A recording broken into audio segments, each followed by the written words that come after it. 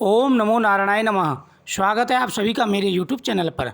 मैं हरिओम शर्मा आज आपको भगवान विष्णु के अवतार मत्स्य अवतार की कथा सुना रहा हूँ। इस कथा के सुनने से हर प्रकार के मनोरथ पूरे हो जाते हैं।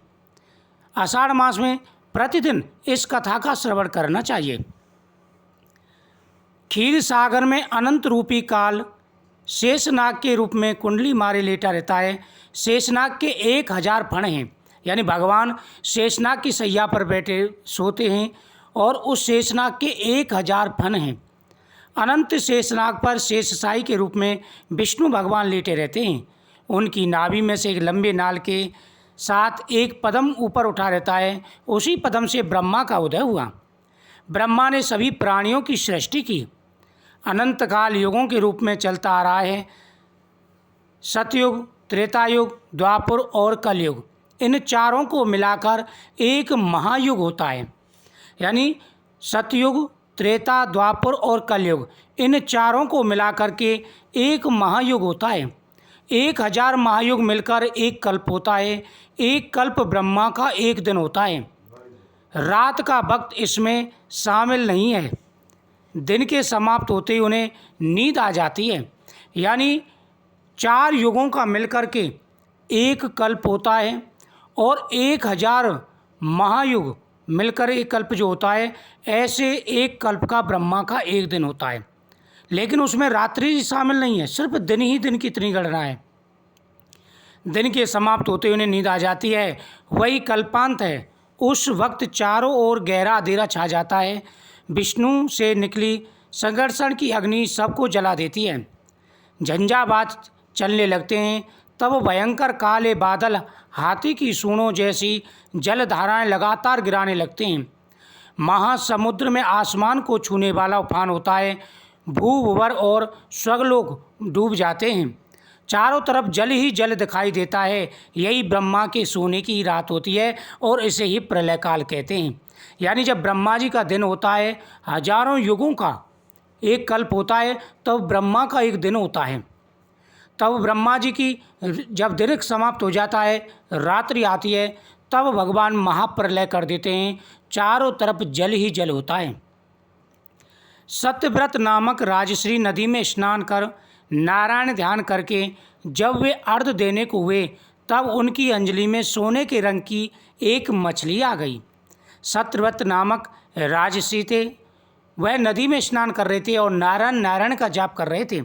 जैसे उन्होंने सूर्यदेव को अर्घ देने के लिए पानी हाथ में लिया, तो उनकी अंजलि में एक मछली आ गई।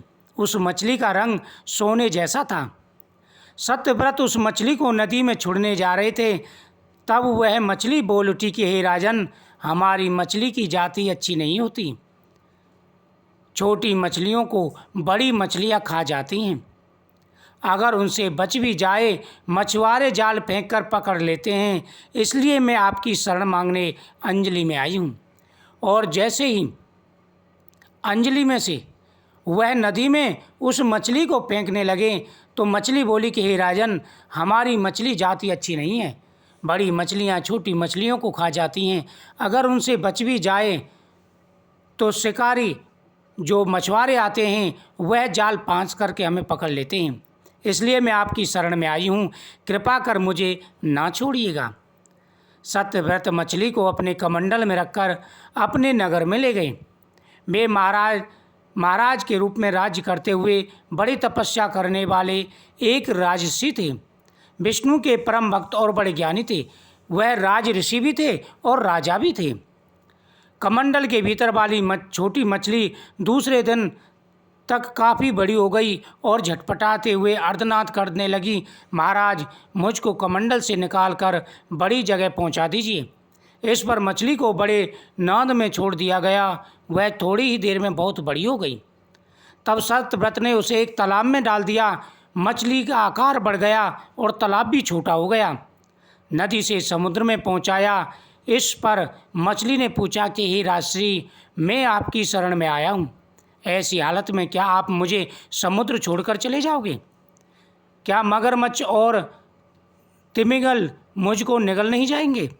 सत्यव्रत ने कहा कि हे महामीम, बताओ, मैं इससे बढ़कर तुम्हारे लिए और क्या कर सकता हूँ।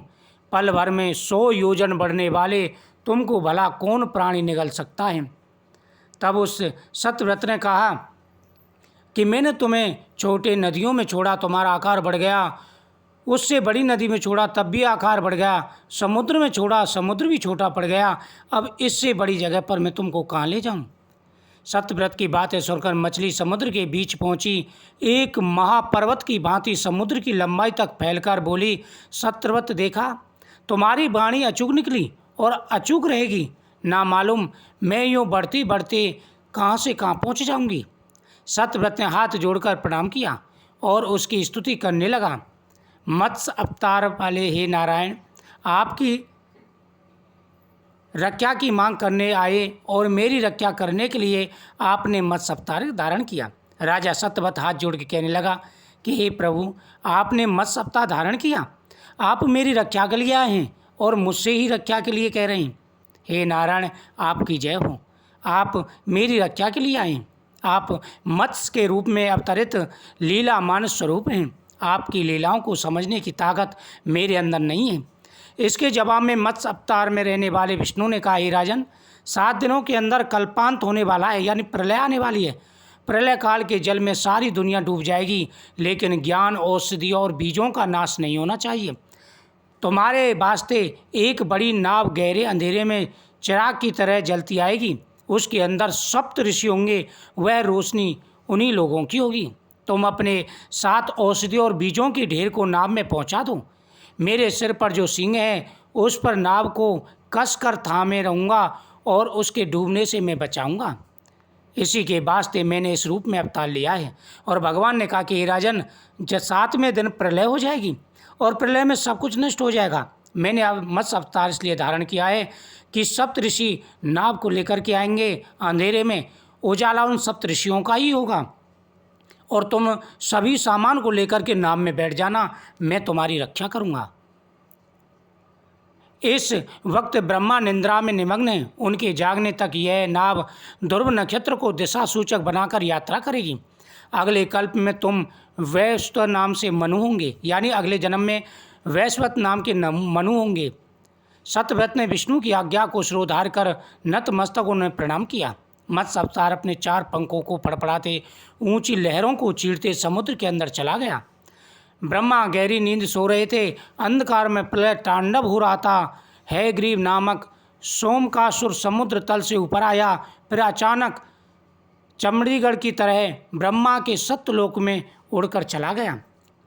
ब्रह्मा जब नींद के मारे पहले जमाइयाँ ले रहे थे, तब उनके चारों मुखों से सफ़ेद, लाल, पीले और नीले रंग में चमकने वाले 4 वेद बाहर निकले और नीचे गिर गए। हैग्रीव ने उन वेदों को उठा ले जाकर समुद्र के अंदर छिपा दिया। प्रलयकालीन समुद्र पृथ्वी को डुबो रहा था। उस वक्त सत्यव्रत को उस गहरे अंधेरे में दूरी पर नक्षत्र की तरह टिमटिमाने वाली रोशनी में एक नाव नजर आई। सप्तऋषि उस नाव को लेकर के आए। सत्यव्रत ने औषधि तथा बीजों को नाव के अंदर पहुंचा दिया और नारायण की स्तुति करने लगे। उसी नाव में यात्रा करने लगे। मत्स्य अवतार की नाक पर एक सींग था। नक्षत्र की तरह चमकने वाले उस सींग से लिपटकर एक महासर्प प्रलयकालीन आंधी को निगल रहा था। मत्स्य अवतार अपने पंखों से लहरों को रोकते हुए समुद्र को नाव को सुरक्षित ले जा रहे थे। ध्रुव नक्षत्र को मार्गदर्शक बनाकर वह नाव फूल की तरह आगे बढ़ रही थी। समुद्र के गर्भ में छिपे गए वेदों का पहरा देते सोमकासुर समुद्र के भीतर टहल रहा था। चारों वेद 4 शिशुओं के रूप में बदलकर किलकारियाँ कर रहे थे। मत्स्य अवतार वेदों की खोज करते हुए आगे चल रहा। मत्स्य अवतार को देखते ही सोमकासुर घबरा गया। फिर ही हिम्मत बटोर कर वह अपना कांटों वाला गदा हाथ में लेकर झूम रहा था। भगवान ने उस नाव को ले जा कर के पर्वत के पास छोड़ दिया। सभी ऋषि हिमाचल पर्वत की चोटी पर पहुंच गए। इस प्रकार से हजारों वर्ष तक यह प्रलय चलती रही। उसके बाद में जब ब्रह्मा जी गहरी निद्रा में थे, तो वहाँ पर हैग्रीव नामक एक राक्षस उत्पन्न हुआ और वह वेदों को लेकर समुद्र के अंदर जाकर के छिप गया। भगवान ने सप्तऋषि और राजा को सुरक्षित स्थान पर पहुंचाया और वेदों की खोज में वह हयग्रीव को देखने लगे। उस समय तक विष्णु का अवतार मत्स्य के रूप में कमर तक हो गया था। उसमें चारों हाथ निकल आए थे। देखते देखते मत्स्य अवतार और सोमससुर के बीच में भीषण लड़ाई होने लगी। इसी प्रकार से मत्स्य अवतार ने सभी को सुरक्षित पहुंचाया। ब्रह्मा ने विष्णु के मत्स्य अवतार को ही जी भर के देखा। पहले उन्होंने निहारा, फिर हाथ जोड़ करके चारों मुखों से उनकी स्तुति की। हे नारायण, जो व्यक्ति आपके मत्स्य अवतार का ध्यान करता है उनकी सारी विपत्ताएं टल जाती हैं। विष्णु के द्वारा मत्स्य अवतार लेने का कार्य सफल हो गया, इसलिए वे अंतर्ध्यान हो गए, अपने निवास स्थान बैकुंठ धाम में पहुँच गए। सप्तऋषि भी आसमान में अपने अपने स्थानों पर पहुंचकर सप्तऋषि मंडल के रूप में प्रकाशित होते हुए ध्रुव की परिक्रमा करने लगे। यूँ सूत महर्षि ने कहानी सुनाई। यह कथा बेहद ही पुण्यकारक है। इस कथा का श्रवण करने से हर प्रकार के दुख दूर हो जाते हैं। सूत मुनियों के सुनने लगे। इस विशाल विश्व में सबसे ज़्यादा ऊंचा स्थान ही ध्रुव मंडल है। वही विश्व स्वरूप विष्णु के ईश्वर का स्थान है। ऐसा ऊंचा स्थान पाने वाले ध्रुव उत्तानपाद नामक एक राजा के पुत्र थे। ध्रुव की यह बातें सुनकर के ऋषि कहने लगे कि हे ऋषिवर, कृपा करके हमें ध्रुव की कथा सुनाइए। किस प्रकार से वह भगवान का भक्त हुआ और किस प्रकार से उसको ध्रुव लोक मिला। सूत जी कहने लगे कि ध्रुव की यह कथा बेहद ही पुण्यकारक है। हे ऋषिवरों, आप सभी ने बहुत ही उत्तम प्रश्न किया है। तो ये भगवान कृष्ण के मत्स्य अवतार की कथा थी। वीडियो को शेयर करें, चैनल को सब्सक्राइब करें। जय श्री कृष्ण।